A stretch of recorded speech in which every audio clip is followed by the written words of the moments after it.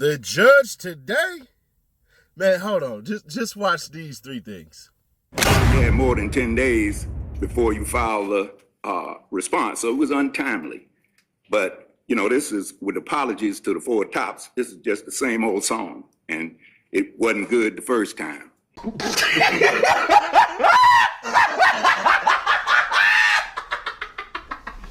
That's all I have to say on that, Your Honor. Question, what, if anything, you just said now that you didn't put in the initial brief? I put most of that in the initial brief. Just the reasons that people generally have motions. I'm sure that when we come in here and I'm able to orally express certain things to you, I'm sure that I can not only have a chance to respond to what the state says, but also I can answer any questions that you may have, frame things in a different way, rather than taking up paper, putting everything in a written brief. So that's really why I wanted to be heard, just to, you know, really be able to flesh out some things and answer any questions that you may have. If the Honorable Court stands by his ruling, I completely understand and I respect that. But I did just at least want to be able to put some things on the record. Okay, well, let the record reflect, you just argued the motion and you haven't said anything that's going to change the court's mind. And so the motion is denied.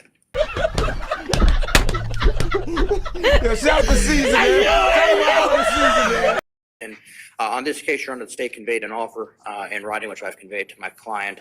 I've spoken with the state as well. At this point in time, we are declining their offer in case we further notice as a result. But per discussions with the state, we would like to be able to keep negotiations open. And today is the last opportunity to make a negotiated plea. Anything after the debate is going to be non-negotiated, regardless of whether the state or the defendant has negotiated something. We put this on a calendar a good while back. This case has been going on since God created Adam.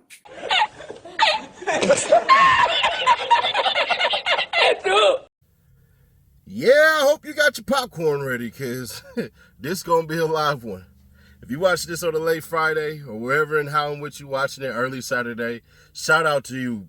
But I hope you chilling, because this going to be worth the wild ride. Let's get to it.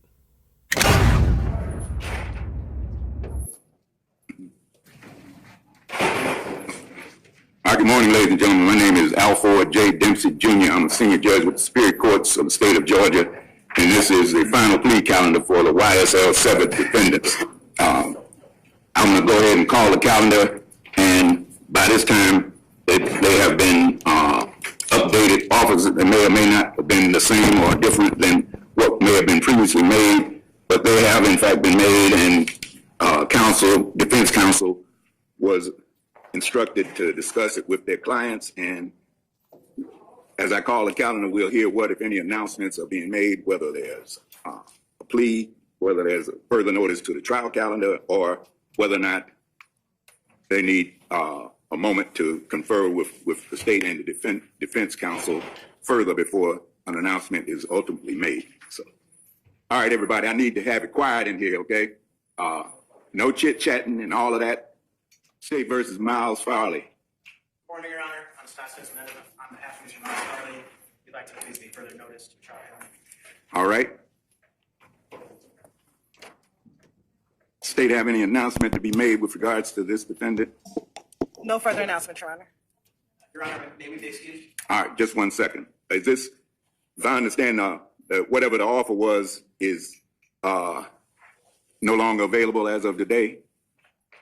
Yes, any offers that were made will be withdrawn after today, if not accepted. Okay, then Mr. Farley is further notice to the trial calendar. State's offer is withdrawn. Okay, and you may be excused, sir, with you and your client. All right, thank you, Judge. Good to see you. All right, good to see you too. Have a great day. Thanks, you too. State versus Garlington. Good morning, Judge. Thomas Mondelli for Mr. Garlington. On this case, Your Honor, the state conveyed an offer in writing, which I've conveyed to my client. I've spoken with the state as well. At this point in time, we are declining their offer in case we further notice as a result. But per discussions with the state, we would like to be able to keep negotiations open. And today is the last opportunity to make a negotiated plea. Anything after the debate is going to be non-negotiated, regardless of whether the state or the defendant has negotiated something. We put this on a calendar a good while back. This case has been going on since God created Adam. And So if you haven't worked out something yet, too tough. We just moving it to the trial calendar. And that's all I've got to say. So you had plenty of time to talk about what could be done, and that's it. So further notice to the trial calendar, state's offer is withdrawn. Anything after this is non-negotiated. That's fine, Judge. Thank you. You're welcome. Tate versus Adams.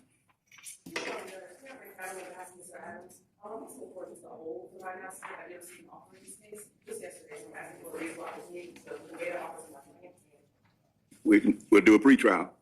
Come back to you. All right. Damone Blaylock. Good morning, Your Honor. Good morning. We received an offer from the state. I have reviewed that with Mr. Blaylock. At the moment, he would like to reject that offer, and we'd be asked to please be further notice for a trial calendar. I'm sorry. Go ahead. There was one other thing that I wanted to just discuss with you. As I notified the court that I had filed a motion in reference to Mr. Blaylock's severance from the original trial. An order on that motion was filed on May 10th, if I'm not mistaken. I did request a hearing on that motion. I never received notice of that order until June 11th. I filed a motion requesting that the Honorable Court please reconsider that motion and allow me to be heard on that motion. There were some things that I did want to bring to the Honorable Court's attention to at least put on the record. So I would respectfully ask the Honorable Court if we could please set that for a date, and I could be heard on that motion. Yeah. Okay. No.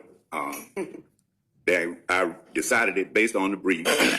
The defendant cited no authority for the proposition that the court was required to have a hearing on the motion, and so the facts and the circumstances that on the transcript from the proceeding were clear, and therefore there was no merit to going back to allow defense counsel to be able to orally argue a meritless motion.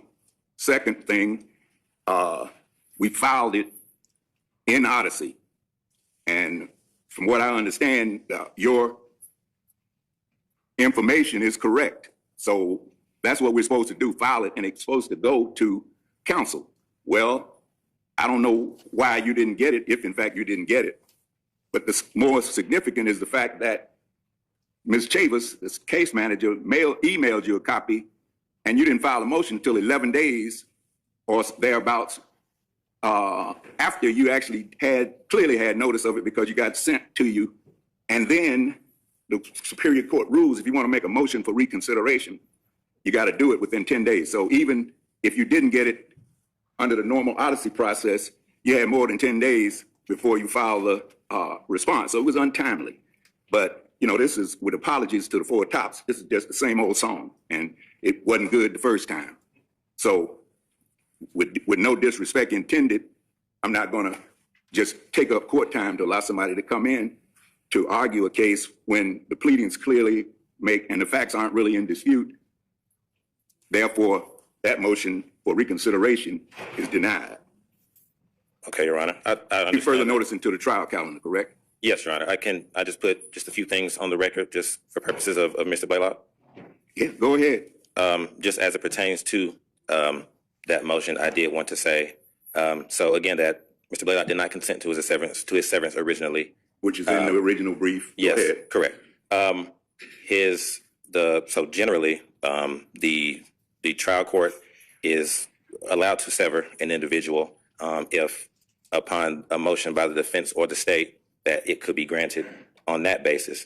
A motion to sever was heard on behalf of all the defendants in this case earlier, which was denied. On this particular day, neither Mr. Blaylock nor the state raised the motion. Both of us actually opposed. Mr. Blaylock and the state opposed that motion.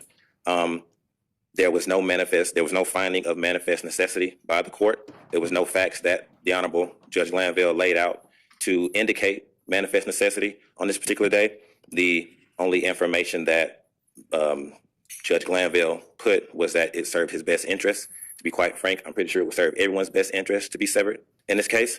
However, there were no factual findings of manifest necessity, which is what is required for a trial judge to sever a defendant. There was no facts. There was nothing pertaining to the actual evidence in the case that was laid out as to justifying Mr. Blaylock's severance. It was simply that he fell ill one day. he wanted medical treatment. Mr. Blaylock and I offered to waive his presence, offered an alternative to being severed. The Honorable Court denied that and elected to sever him despite his discontent with that. And just ultimately, there were no factual findings. There were no findings based on the evidence being confusing, being prejudicial to Mr. Blaylock, and no finding of manifest necessity by the court justifying his severance without his consent. That's all I have to say on that, Your Honor. Question: what, if anything, you just said now that you didn't put in the initial brief? I put most of that in the initial brief. Just the reasons that people generally have motions. I'm sure that when we come in here and I'm able to orally express certain things to you, I'm sure that I can not only have a chance to respond to what the state says, but also I can answer any questions that you may have, frame things in a different way, rather than taking up paper, putting everything in a written brief. So that's really why I wanted to be heard, just to really be able to flesh out some things and answer any questions that you may have. If the Honorable Court stands by his ruling, I completely understand and I respect that. But I did just at least want to be able to put some things on the record. Okay, well, let the record reflect. You just argued the motion and you haven't said anything that's going to change the court's mind. And so the motion is denied. All right. Morning, Judge. As I was saying, my name is Attorney Kareem Cashlin. I'm the newly appointed attorney for Mr. Cobb. This is Mr. Fleetwood. Well, that's half the issue. Ms. Jones, did you get counsel's name? So I can have him spell it for you if you need to. So I apologize. It appears that Mr. Luemba is the attorney on position number 5 and number 8, who would have been Justin Cobb. And so it appears that Ms. Cobb, okay, sorry. Okay, well, we haven't got to him yet, so you can have your seat, okay? All right. Your attorney that's assigned to you, now whether or not y'all have had any in-depth discussions or all of those kinds of things, I hear what you're saying and you're indicating that you don't even know who they are. And I appreciate what you're saying, all right? He isn't here today, so we will deal with that as appropriate. Let me say this in response to what you just raised, sir, as well as in general. Anyone that's paid any attention to what's been going on in the state of Georgia and Fulton County understands that there's a lack of attorneys available to handle these types of cases. It takes forever for the whatever the name of that organization is. That I never can get these initial kinds of things straight. But when a request is made for an attorney to be appointed to represent the defendant, it takes forever for them to get somebody and put them in place, which means that it does take time for the attorney to come up to speed and to actually be able to communicate with their clients in order to properly prepare to handle a particular cases.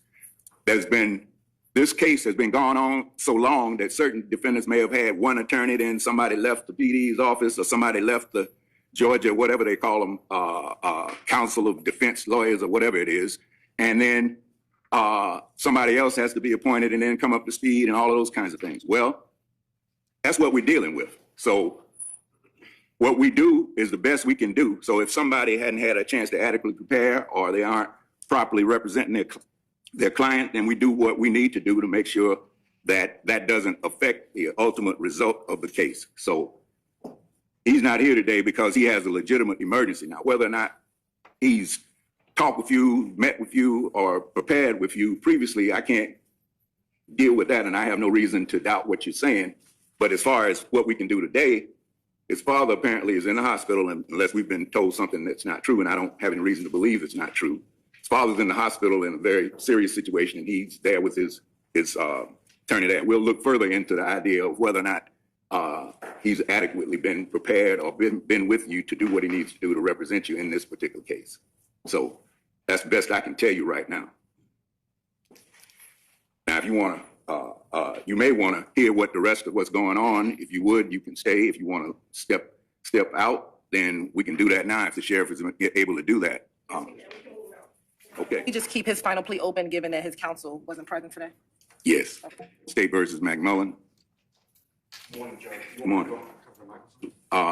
If you, yes, please. Please.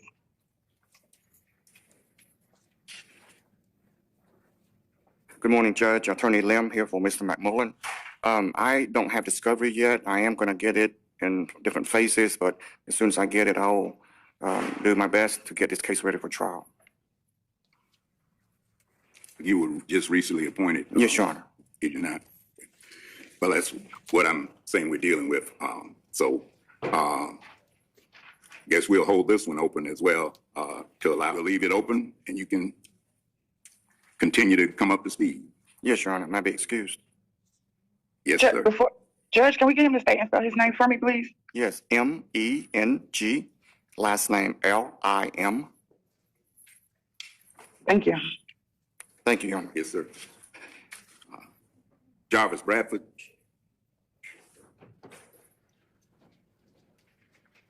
Good morning, Your Honor. Good morning. Attorney Aisha Braddock for Mr. Bradford. An offer has been conveyed by the state, and Mr. Bradford is rejecting that offer at this time, and we would like to be further notice to trial. All right. Thank you. Further notice to trial, Good counsel. morning again, Your Honor. As mentioned, I'm Attorney Kareem Cashlin. I was recently appointed on the case not even a month ago. I've yet to receive discovery. Additionally, I have yet to receive a plea offer for my client to even convey to him. And critically, Your Honor, unfortunately, I have been unable to get in contact with my client. I don't believe he is necessarily absconded from the court's jurisdiction. I believe it's more of a clerical error in that the conflict office has not given me proper contact information. So I'll have to go to the clerk and ascertain that info for him. Your Honor, Mr. Cobb has yet to be arrested on the warrant. In this case, Your Honor, he has not been arrested. So that's probably why there is no address for him, because he hasn't been arrested. Right. Yes, he's been, my understanding, since we started, he hadn't been in custody, and his whereabouts are unknown at this particular point in time. Yes, Your Honor, he's the last defendant that has not been arrested. And I have seen in his history on Odyssey that he might have been returned to Washington State Prison. I checked their database, and he's not an inmate located there. I don't believe we aren't showing that Mr. Cobb is in custody anywhere else, are we? Correct. No. No, Your Honor, not at this time, no. All right. Well, unless and until he's before the court, then there's nothing we can do about Mr. Cobb's case. I would just say stay ready. If he's brought into custody or whatever, then you start from there. Will do, Your Honor. May I be excused? Yes, sir. Have a good day. Thank you. You too. But you did make a official entry of appearance, have you not? I have. Okay. Thank you, Mr. Mender. Good morning, Your Honor. Nicole Payne on behalf of Mr. Mender. He has been relayed a message. He is rejecting the plea at this time for the notice of trial conduct. Okay. Yeah, briefly, go ahead. Yeah, on the record, I'd like to prior that counsel that he hasn't legally corresponded with me no type of way with this case. If you're saying this is the final plea, and I ain't had one lawyer visit, I ain't got my discovery pad, so I would like to retain another counsel because I feel like I have been ineffective with counsel by the lawyer visit from Mr. Frank. I don't see no time, never went to court, never met with him, never answered the phone, and I understand that we've been since now you have a wife. Yes, sir. That's true. Are you asking to be able to get someone else appointed, or are you saying that you have the resources or intend to hire private counsel? I can hire a private counsel, you can retain another. I'd like to be appointed another counsel. Okay, well, let me make sure we're on the same wavelength. What I'm asking is, our understanding was that you were indigent and not able to afford to hire an attorney. Okay, well, then the question isn't whether you can hire a private counsel or get someone appointed. It would be either you end up having to stay with Mr. Francis or you're able to get someone else. I understand what you are asking, and we'll take that up at a later date because we need to have him here to be able to hear from Mr. Francis, because he didn't, I guess what, he got appointed right before the last time we were in court. Was that not? I'm not arguing with you. Sir, I'm not disputing what you're saying right now, okay? I'm just saying I need to have him here so we can know the reason why if he hasn't been able to contact you or go forward with you. And unless and until we find out, we're not going to just give you another lawyer. Well, I have my family retained when I want. Well, you're free to do that at any time. You're free to do that. I'm doing that now on the record. I don't want him with my attorney. Okay, I hear you, and I just said I'm not going to deal with that until we have an opportunity to have the attorney present. Yes, I understand what you're saying. Okay, I got you loud and clear, sir. Okay. Okay, so Mr. Winfrey's remains open, which we would do because council isn't here anyway. And if we need to make a change, the court will look into that matter as to whether or not there's a justification for doing that or not. And in the meantime, Mr. Winfrey, if your family wants to hire counsel, then they're free to do that. There's nothing but air and between them doing that, but air and opportunity. And the air ain't gonna stop them, and opportunity is still there. So if that happens, then let them make an appearance, and then they can represent you going forward. All right. This is what's on the calendar now. All right. Yes, you can.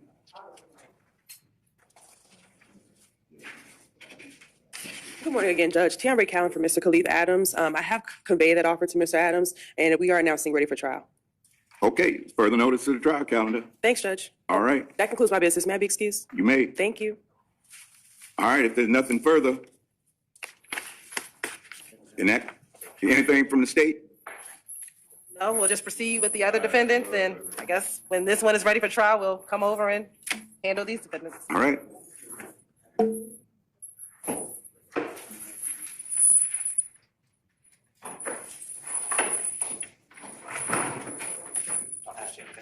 Excuse, Your Honor. You may. Have a good Good to day. see you. You too, Your Honor.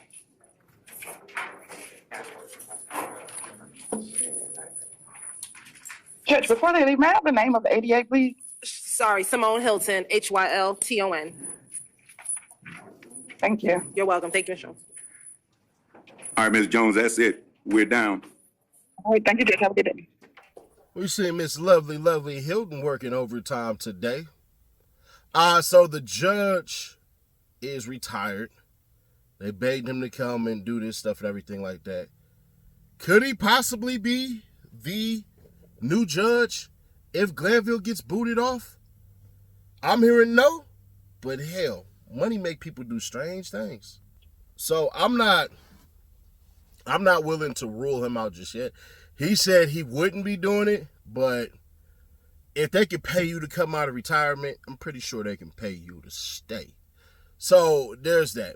But according to Miss Sylvia, and I take her at her word because I trust what she say, and I believe it 100% because had I not seen the videos any goddamn ways, I would have told y'all, yeah, bro, they finna get him some trash, crappy ass dudes. I didn't even know Lil Miles wasn't on the case because he got sick.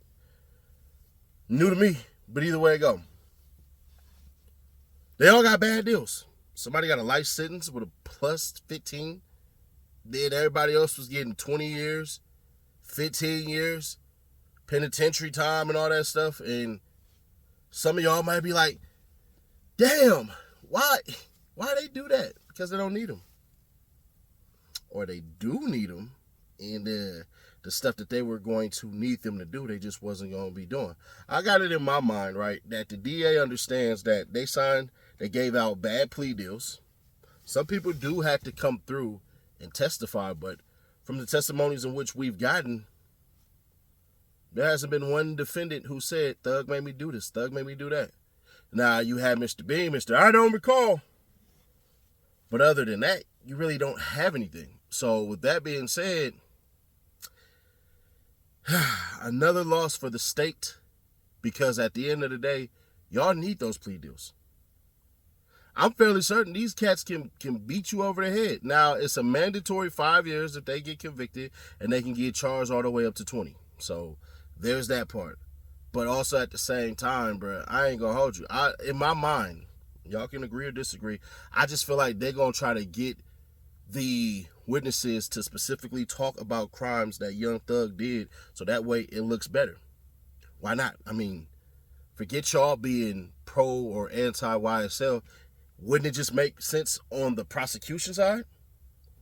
Now, he said today was the last day. Not all the way true. There are some people who just got the discovery, just got their paperwork, like Pee Wee Roscoe and everything like that, so they'll be able to essentially try to get better deals and stuff. But honestly, just be prepared to fight. That's what I would do.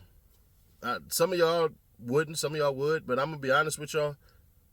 When those plea deals started coming out and they started rejecting them and they could go home right there and all they gotta do is probation, I don't give a damn about street code if I was them.